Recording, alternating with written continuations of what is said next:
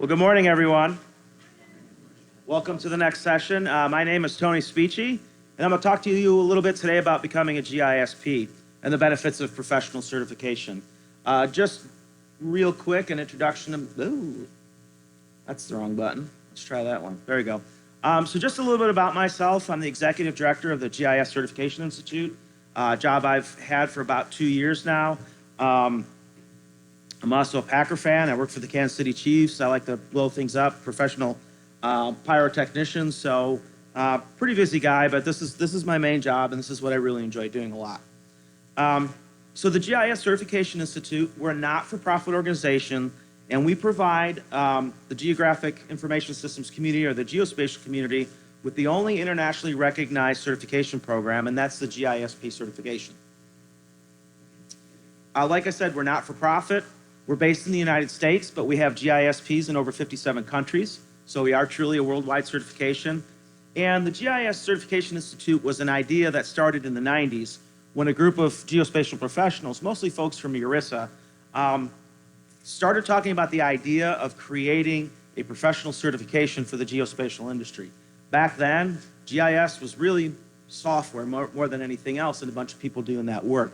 But the community was growing, and it was starting to become a profession, and one of the logical steps in being a profession is to have professional certification. So that's kind of where we got started. The GISCI itself became an official entity in 2003, so we're 20 years old this year.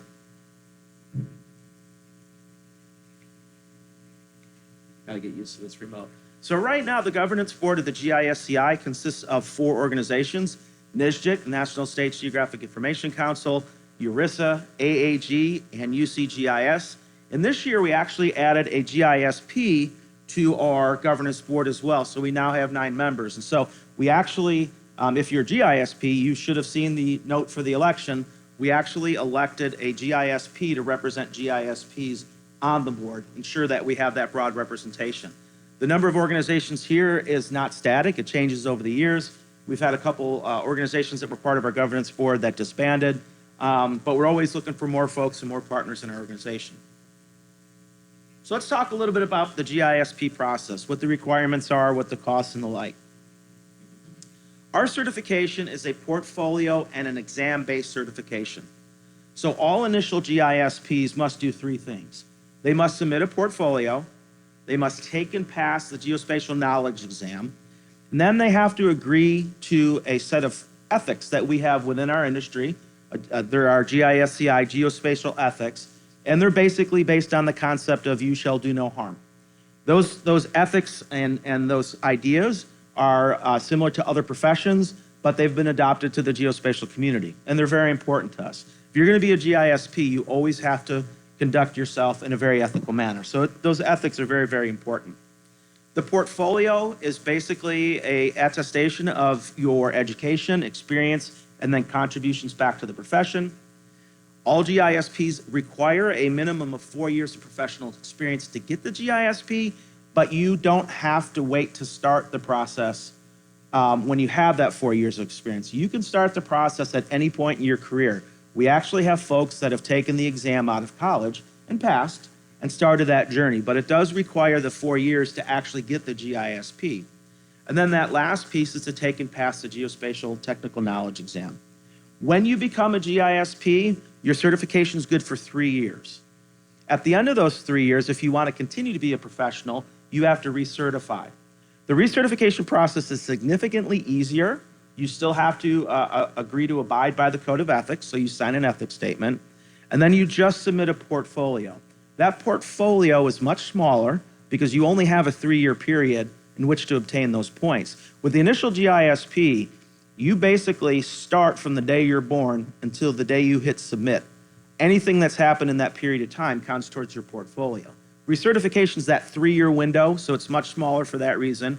And we only require recertifying GISPs to get points in education and contributions. So to remain a GISP, you have to continue to invest in yourself, and you have to continue to invest in the profession, but you don't actually have to work. So that means if you're retired, you can keep your GISP.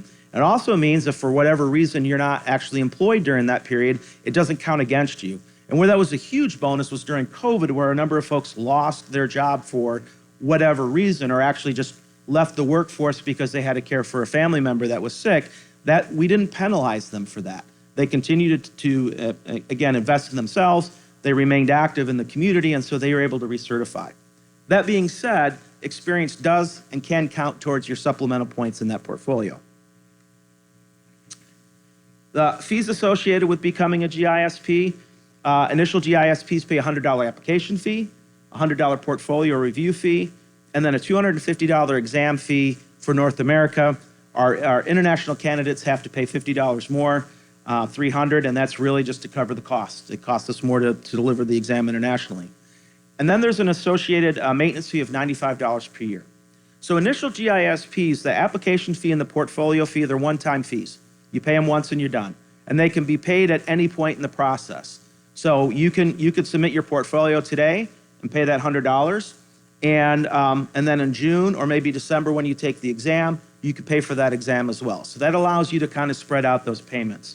The exam fee is a one-time fee as well if you pass it. If you do not pass the exam and you need to retake the exam, then we just charge you the exam fee, not those application fees. And so we really do our best to keep the fees as low as possible, but we have direct costs that we have to cover, and that's why we charge for additional exams if you need them. All new GISPs get their first year free, and then they start paying the annual maintenance fee of $95 per year. Again, it's a 3-year certification period. For recertifying GISPs, it's still $95 a year. You can choose to pay that annually, or you could pay all at once, $285, and be done with it. If you're employed, I would always suggest that you talk to your employer about these fees. Most employers will pay the fees associated with professional certification for a couple of reasons. One is it's going to benefit you to get this professional certification, even if you ignore the fact that you have the certification. In order to get it and keep it, you have to invest in yourself. So it's in the best interest of an employer to invest in their employees, right? When I started doing GIS, it was command line, and our programming languages were AML and Avenue. I bet you most of the folks in this room have never done command line or even know what Avenue or AML is, right? Our industry's constantly changing. Yeah, some people do. The industry's constantly changing. You've got to constantly invest in yourself to keep up. And so that's why it's in the best interest of an employer to invest in their employees. And then, of course, participating in our profession and contributing it is also a benefit. And so that's why we encourage all employers to invest in their employees and pay these fees. When I worked for the state of Missouri, they covered all my expenses, assuming that I did them successfully. So if I were to take and fail the exam, then I'd have to pay myself. And I think that's very fair. So all new GISPs have to take and pass the geospatial exam. Why do we have an exam? Most professional certifications require both the portfolio and the exam. Most professional licensures also do the same thing. And so we're very consistent with what's going on in the professional certification world. But what the exam does is it provides a measurable competency level, whereas the portfolio can be very subjective. If you take and pass the exam, you're taking and passing an exam that all of your peers have taken and passed as well. So it is a very, very measurable level that people have to get above and beyond. The exam also provides an increased visibility for the profession. Exam-based portfolios do tend to have a little bit more recognition and respect within the certification world, again, because you have to meet that benchmark. The exam is built on top of our portfolio, so it's designed to kind of expand and move that forward. It also provides, I think, one of the biggest advantages is it provides an opportunity for folks early in the profession to set a level of education for them to work towards and achieve. And this is really important because a lot of folks in our industry are not coming out of a traditional geography-based program. A lot of folks get their education in archaeology or biology or somewhere else, and they move into the industry for whatever reason, and they become very, very proficient at the software, but not everybody's learning a lot of those conceptual foundations that are very important to our industry. And so if you look at our exam, it's actually based on the geospatial body of knowledge that recognizes that there's about 400 areas where you can find geospatial. The exam is written to focus in on just the 40 areas that have a lot of commonality and are very consistent and across all of the geospatial professionals. And so when folks ask us, hey, how do we study for this exam? We say, go look at the blueprint. And those are things to study from. So the exam, like I said, it's created by GISPs for GISPs. We write our exam to accreditation standards, so we're following best industry practices for the exam. It's composed at a 4-year knowledge level. You don't have to have 4 years of experience to take it, but it helps. We assume that you have some experience with some of the questions. It's centered on that applied knowledge, so we're using an existing knowledge base, and it's broken into 10 areas, and then those 10 areas are further divided into 44 KSAs, which are knowledge skill ability areas. We offer the exam twice a year in June and December. It's always the first Saturday of the month to the second Saturday of the month, so basically 5 weekdays and 3 weekend days, so 8 days to take the exam. You can take it at any point in your career. You can take it right out of graduation. We've had folks that have taken it with 30 plus years of experience. And once you start this process, you have 6 years to complete it. If you don't complete it in 6 years and you tell us, we'll grant you a waiver, but at some point we need to move some of the old portfolios away and move forward. So 6 years is kind of the benchmark. Again, our knowledge exam areas are based on traditional geospatial, comes out of the geospatial community. We do a lot of work with the GIS&T body of knowledge. So that's put together by UCGIS, so the University Consortium for Geographic Information. We found, again, that core 40 were knowledge, those 4 knowledge areas were very relevant across all of the geospatial communities. So not unique, but rather common. And then again, those 45 KSAs. So we published the exam blueprint. You want to know where the questions are coming from? It's right here. So those are those 10 knowledge categories, and that percentage represents the number of questions that come out of it. Our exam has 100 scored questions on it. 10% means 10 questions are coming from conceptual foundation, 15 from data fundamentals and the like. And then as part of the blueprint that we provide, here's the breakout. I'm not going to show all of them, but you can find this on our website. You can start seeing all these different, the 45 different KSAs. So if you want to know what to study, that's it right there. We're not trying to trick you. We're going to tell you what's on the exam. We're just not going to tell you what the questions are. So again, the exam's taken in a test center worldwide. I think we got 30, 40 countries that we offer the exam in. 100 scored questions, multiple choice or multiple response, but we are moving away from the multiple response. There's always going to be additional test questions that are on the test for us. We're always adding new questions, and we have to test them before we offer them. And so generally speaking, there's going to be no more than 180. Our last exam was 150, so we had 50 unscored. This one I think is going to be 160. So again, and you don't know which ones are scored or unscored, and this is how professional exams are done. If you ever took the ACT, the SAT, or the GRE, there was a whole section of questions that were those test questions. And then at the end of the exam, you do not receive your results. We go through a very rigorous process to grade the exam and make sure the exam was administered correctly. If there's an anomaly or a problem, we throw those questions out. That process usually takes a week or 2 to do. So we do all of that. Once we have the final results, then we get those folks out. We get the results out to folks. We say 1 month. The last couple exams, we've gotten them out in about 2.5 to 3 weeks. So everybody hates waiting, and I don't blame you. But I'm here to tell you, computers make mistakes, people make mistakes, which is why we go through that process to make sure that we're not doing anything that undermines your test score. We want you to pass, so we do everything we can. There's no way to prepare for the exam because everybody's different. Everybody has different knowledge or experience. And so basically, we make a lot of different resources available to you. The best thing I could tell you is to look at that blueprint, find the resources that you need to do to self-educate yourself or take courses in those areas where you find deficiencies. And then we encourage folks to look at the resources, but the big thing we encourage folks to do is to take the official practice exam. We now actually have 2 official practice exams. Practice exam 1 was the old exam that we offered online. It's 50 questions that have been retired out of the test. It's a PDF, you download it, you take the test yourself, the answer key's at the end, you can see how you did. Official practice exam 2 is an exam that's administered online. It's $30, but you get to take it twice. We really encourage folks to do that because when you take the exam, you will get your exam scored back against the blueprint, and it will tell you how you did in each of those categories. That's a good indicator of where you may need to focus some of your studies. There might be some areas where you're deficient. We have found that about 90% of the people that take that exam either once or twice will score very consistently on the exam itself. So if you take the practice exam and get a 50 and 55, I'm going to tell you you probably need to study more before you take the exam. because we do not want you to fail. If you get a 50 and then a 75, we would tell you keep studying, but you're probably in a good position to take that exam. So that's a really, really good gauge to determine how well prepared you are. Again, so there's that practice exam. There's the link. If you go to gisci.org, you're going to find everything, all this information. So the next exam is going to be June 3rd to the 10th of 2023. We tell folks to sign up 2 weeks before.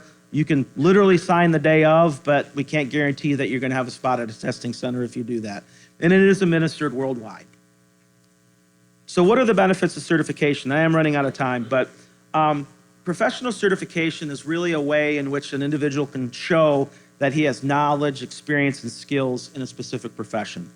And what I was talking about a little bit earlier with the ERISA folks, you know, when I got started in the industry many years ago, I don't think I have a laser on this, I kind of came in the technology phase. So GIS was the technology, right? We had software, and there used to be a lot of software. There was Esri products, you had ERDOS and Intergraph, you had free software like GRASS and MapInfo and Atlas were on the Mac, all this different software, but that's what it was. And if I tried to explain what I did to my parents or my family, they just kind of glazed over, right? Fast forward to where we are today, and if you have a phone, you're doing GIS, maybe not intentionally, but Google and Apple and everybody else is doing GIS for you, collecting data and the like. So obviously GIS has become very ubiquitous, but our industry is very new. I mean, we're really only about 30, 40 years old. And so we kind of moved away from that technology into an industry, and then we became a profession, right? So what is one of the defining characteristics of a profession? There's a lot of things, but one of those is certification. And that's where we come in. So again, a certification is awarded by a professional organization. It's that confirmation that you have those skills and knowledge. It's typically earned after education and experience are gained, and it has those standards. Most, if not all, credentials are typically for a limited time. So I actually have 5 credentials. I have an EMT license, state of Missouri, it's a 5-year, 2 pyrotechnician license, 3-year, GISP is a 3-year, and then I have a professional planner certification, 3 years. So all of them do expire, and that's why you have to recertify. Again, it's a demonstration of the commitments that and behaviors that enrich our profession. It differentiates yourself as a GISP, and perhaps one of the most important things for folks, especially young folks, is a GISP typically can lead to increased earnings. We do know that a lot of our friends in the organized labor sector, upon getting a GISP, will receive an automatic raise. We know that a lot of employers require a GISP or prefer a GISP because they know that those candidates are going to have that skill set. And in the private sector, we're starting to see more and more folks actually hire folks and require them to have that GISP, again, because it gives them that measurable standard. So if you're looking to stay in an industry and grow with it, the GISP is very important. We have what's called a certification. There are 2 things. There's certification and licensure, and ours is a certification. Within the geospatial community, there are 4 basic types of certification. ASPRS has, actually, I believe it's 10 certifications. Most of them are specific to remote sensing, LiDAR, and photogrammetry. A couple of them are focused on geospatial, and those are active. The U.S. Geospatial Intelligence Foundation had a GeoInt certification, but it has gone away, and it's not currently active. Esri, and some of you may have these, Esri actually has a bunch of technical certifications, but they are unique to software. The GISP is the only worldwide and large-scale implemented professional certification that's out there right now. And we've had, we're coming up on 11,000 folks that have obtained their GISP. We have about 6,800 active GISPs right now. So why should you certify as a geospatial professional? I'm starting to wrap up here. Again, gives you that competitive advantage and potentially increases your earning potential, establishes growth and foundational knowledge.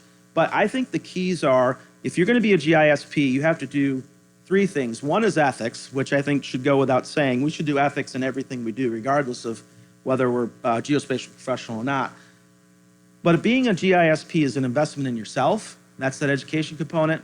And it's an investment in the profession. That's the contributions back to the profession. And so really, becoming a GISP is an investment. It's not an expense. And if you just simply view it as giving us money and getting a piece of paper, you're in it for the wrong reasons.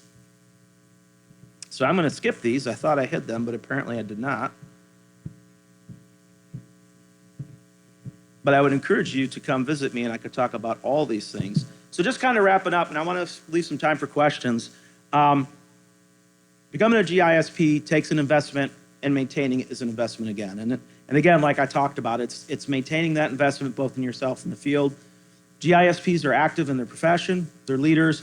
Most of the folks that helped get this going were those folks in the GIS community that really helped it grow. And I'm actually going to steal a line from Mr. Bill Johnson, who's in the room. Bill was one of the ones a couple years ago when I got started in this, with the job. I asked some of my friends in NISJIC about the GISP, what they thought about it and the like. And Bill came back with a line that I always talk because I think it really is important. And it's the line that becoming a GISP or being GISP reinforces behaviors that enrich the profession. And I think that really sums it up well. And so with that, I will end my presentation and take questions. Thank you.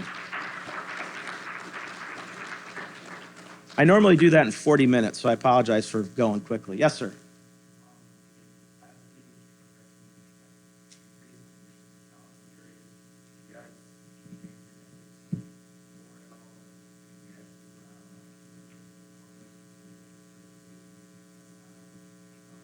I think at a high level, we're not necessarily going to change the principles, but we are going to look at the verbiage to make it encompasses those changes. Because, you know, again, at a very, very, very coarse level, the idea behind ethics is do no wrong. And so yeah, we want to make sure that we're incorporating things, you know, like drone technology, which obviously has a component to a privacy component, health data. It's inferred in the ethics, but it would be helpful to spell it out. So yeah, we intend to take a look at that here in the next year or two. Yes.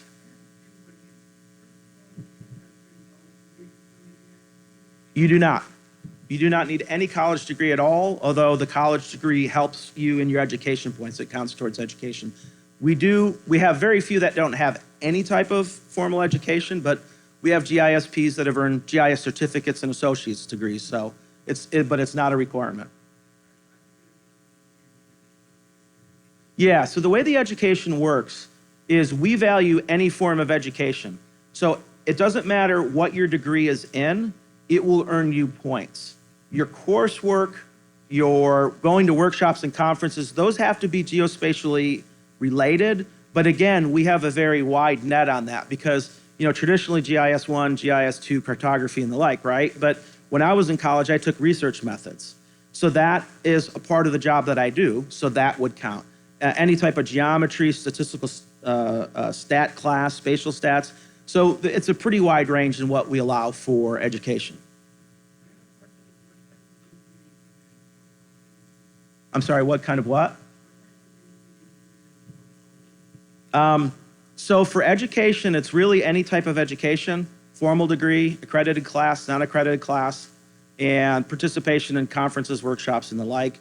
Education is any job in the geospatial industry. And then for contributions, and all this is on the website, you could see the list, but contributions back to the profession include all forms of publications, all forms of presentations. So this, I'm technically earning points right here. Belonging to any type of geospatial professional organization, whether it's a national one like GISCI or the NC, the North Carolina ArcGIS Users Group.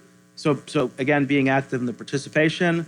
And then volunteering. We have a lot of folks that volunteer, whether it's making maps or doing some work for a local church or we have a lot of folks that do like cemetery mapping and the like, and it's all volunteer, hosting a GIS day, you know, teaching in classes and stuff like that if it's not part of your job. And I know I'm leaving out one or two other categories, but it's basically participating in your profession and being present for that.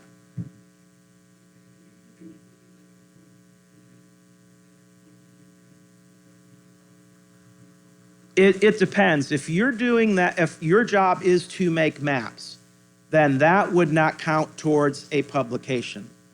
But if you make maps as part of your job and then you do a poster presentation for a conference, it would. So if it's something that you're normally doing, it may or may not count. It just depends, and that's something we can have a one-on-one conversation about. Yep. You had your hand up first.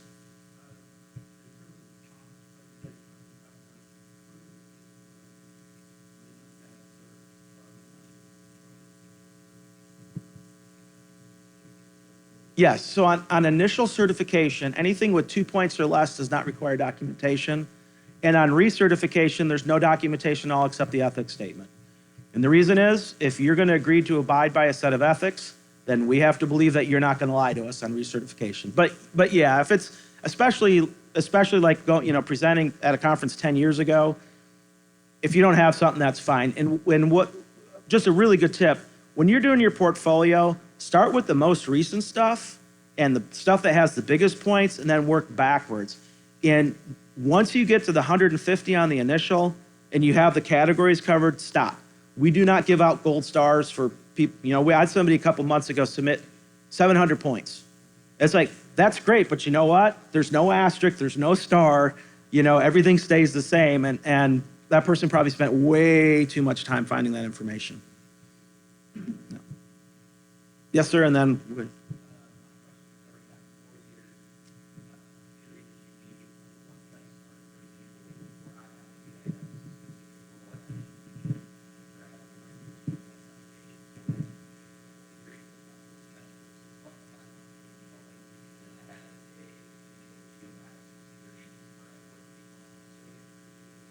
Yes. Yep. As long as it's quote unquote professional. It doesn't have to be paid. But yeah, sitting in a room at home doing cartography, not so much. But internships, research assistantships, and the like, those all count towards that professional experience. Yes, ma'am.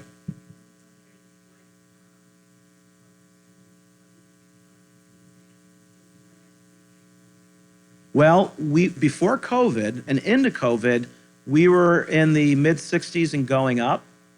And post-COVID, we've dropped down into the mid-50s. And from the folks that we work with on the statistical side of the map, of the testing, they say right now that's kind of a trend post-COVID. But we don't know why. But our goal is to get that to 100. We want everybody that takes the exam to pass. There's no benefit to us to people failing. So, and that's actually one of the reasons why we're starting to move away from some of the multiple response questions. We want our exam to be very rigorous and very fair, but at the same time, we don't want questions that may be difficult to interpret or answer. We want to challenge you on the content, not the verbiage of the question itself. I think I got time for one more. Nope, I don't have time. So I will be in the exhibit hall. Come visit me, and I can answer all your questions, and then I think this presentation will be posted to the web. So thank you very much. Appreciate you being here.